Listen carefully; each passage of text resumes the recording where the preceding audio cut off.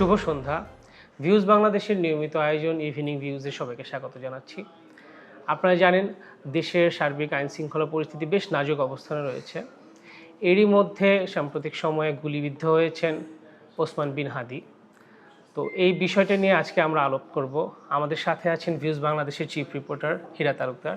ভাই, দেশের যে আইন শৃঙ্খলা পরিস্থিতির যে সার্বিক অবস্থা, এই যে হাদির ঘটনা, এই ব্যাপারে যদি কিছু বলতেন। ধন্যবাদ ভাই। হ্যাঁ, ঠিকই বলেছেন। আইন শৃঙ্খলা পরিস্থিতি আসলে বেশ গত ১-১.৫ বছর ধরেই আসলে খুবই নাজুক অবস্থায় দেশে রয়েছে। সামগ্রিক অর্থে গভর্নমেন্টও, অন্তর্বর্তীকালীন সরকারও অনেকটা চেষ্টাই করেছেন, যথাসাধ্য চেষ্টা করেছে আইন শৃঙ্খলা পরিস্থিতি নিয়ন্ত্রণে রাখার জন্য, কিন্তু আমার মনে হয় না যে খুব একটা এ ব্যাপারে সফল হয়েছে তারা।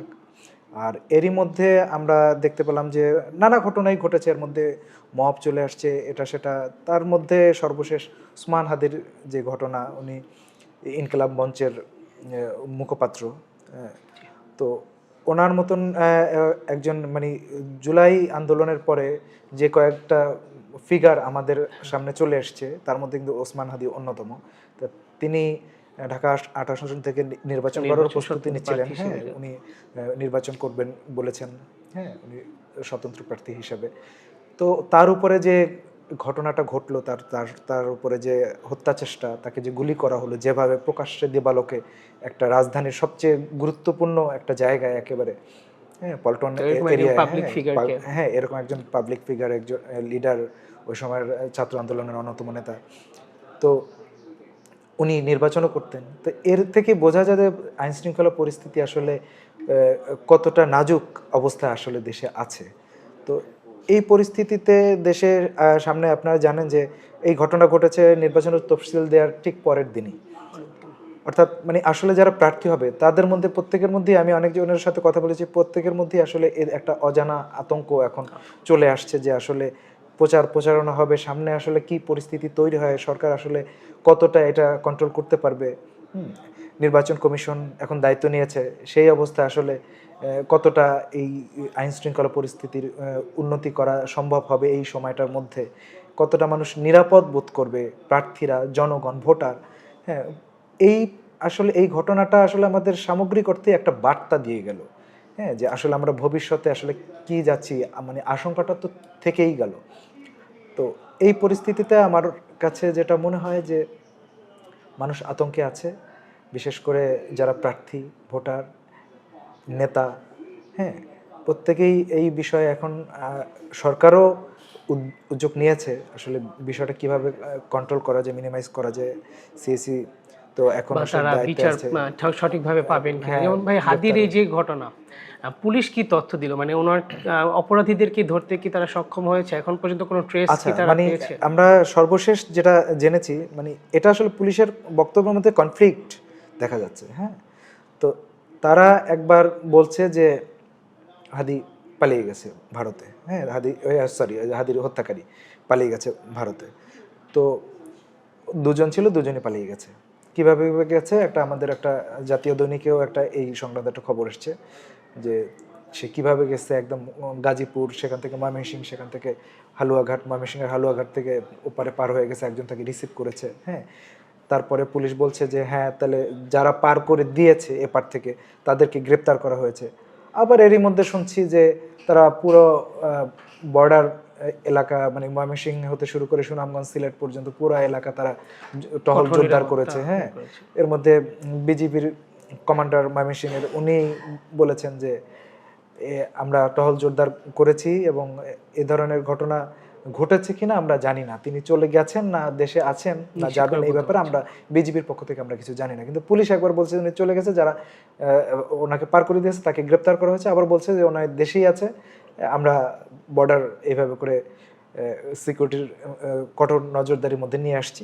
তো এই জিনিসটা আমার মনে হয় যে সরকারও আসলে ক্লিয়ার না, পুলিশও ক্লিয়ার না বিষয়টা, সে আসলে কোথায় আছে। যেখানে আসুক, আমরা চাইবো যে হত্যাকারী, যে প্রকৃত হত্যাকারী, তাকে যেন অতি দ্রুত গ্রেপ্তার করে আইনের আওতায় আনা যায়। এটা আসলে তাহলে হয়তো মানুষের মধ্যে একটু হলেও স্বস্তি কাজ করবে যে আসলে এটা একটা হত্যার চেষ্টার একটা বিচার আমরা পেতে যাচ্ছি এবং ভবিষ্যতেও যারা কেউ যেন এই ধরনের কাজ করতে সাহস না পায় সে ব্যাপারে এইটা করতে পারলে ভাই আমার মনে হয় সামনে নির্বাচনে হয়তো মানুষ কিছুটা স্বস্তি বোধ করবে। এখন সম্প্রতি সিইসি উনি বলেছেন যে নির্বাচনে এটার কোনো প্রভাব পড়বে না, এই যে হাদির যে ঘটনা। এতে এই আবার আরেকদিকে আমরা দেখছি যে স্বরাষ্ট্র উপদেষ্টা পদত্যাগের দাবিতে আজকেও কর্মসূচি পালন করা হয়েছে। তো স্বরাষ্ট্র উপদেষ্টা আজকে একটা বিবৃতিতে মানে বললেন না যে ডিসক্লোজ করা যাবে না হাদির হত্যাকারীদের ব্যাপারে।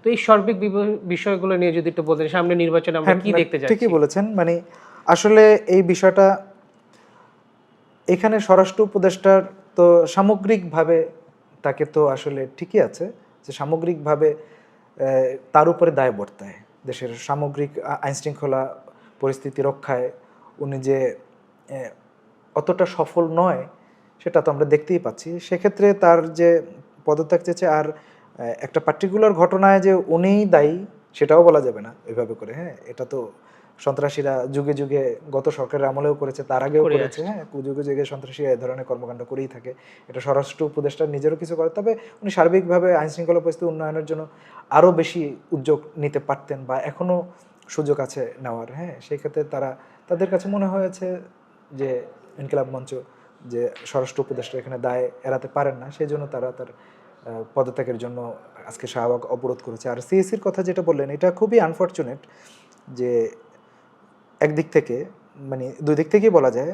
যেমন ধরেন ঘটনাটা ঘটে গেছে নির্বাচন আগে, হ্যাঁ উনি বলেছেন নির্বাচন আগে এরকম ঘটনা ঘটে, বিচ্ছিন্ন ঘটনা, এরকম বিচ্ছিন্ন ঘটনা মানে ঘটনা এরকম ঘটে, কিন্তু এটাকে আপনি এত তুচ্ছ তাচ্ছিল্য করে যে একদম বিচ্ছিন্ন একটা ঘটনা, হ্যাঁ একজনকে গুলি করছে এইটা দ্বারা নির্বাচনে কিছু, আর ওনার কাছে নির্বাচনটাই মেইন ফোকাস।